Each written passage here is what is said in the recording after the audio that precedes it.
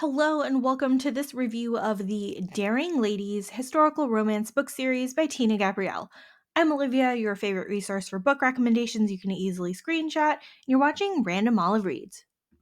One Night with an Earl is book one of the series. We start strong here, right at a brothel where Anna is trying to lose her virginity before her 30th birthday.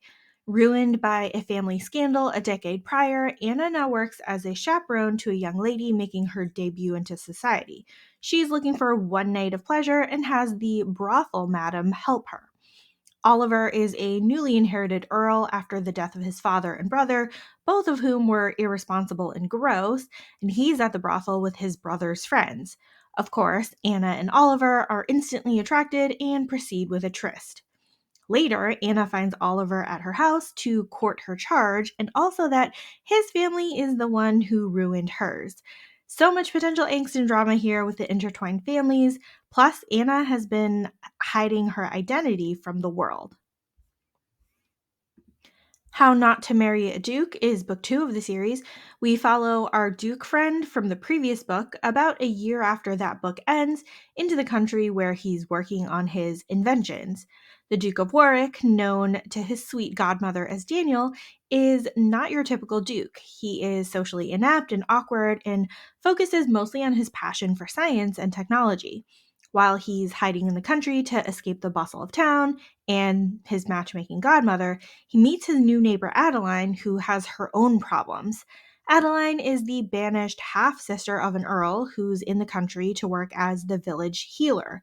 However, her brother has tried to arrange her marriage to a moneylender to pay off his debts. When Warwick overhears the argument between Adeline and her brother, he steps in and says that she can't marry someone else because they are courting. So we start the fake courtship here so that our Duke can avoid his godmother's pressure to marry, and so that Adeline can avoid her brother's arranged betrothal. Both characters are totally preoccupied with their own individual goals and not looking to get married, especially not to each other. Of course, as they spend more time together, they learn to appreciate each other's strengths, even if those things are typically dismissed by society. I especially loved how Warwick is supportive of Adeline's work as a healer, and even though the romance here built up really slowly, they had a really strong foundation for their partnership with the respect that they have for each other.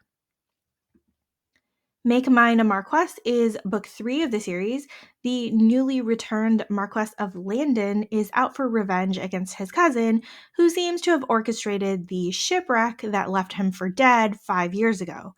The gross cousin spends money recklessly and is draining the estate's funds while also neglecting the tenants and estate repairs. Landon hopes to find evidence of his cousin's guilt while also seducing the man's fiancée to add further injury.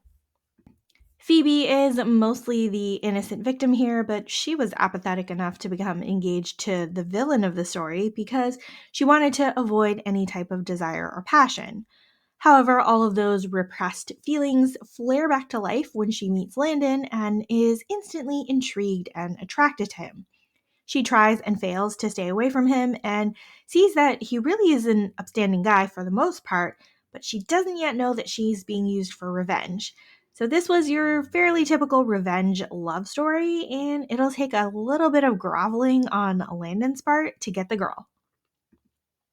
So, this was a really fun series to read with lots of drama. Each book can be read as a standalone pretty easily. Actually, I don't even know how the third book ties back to the other two.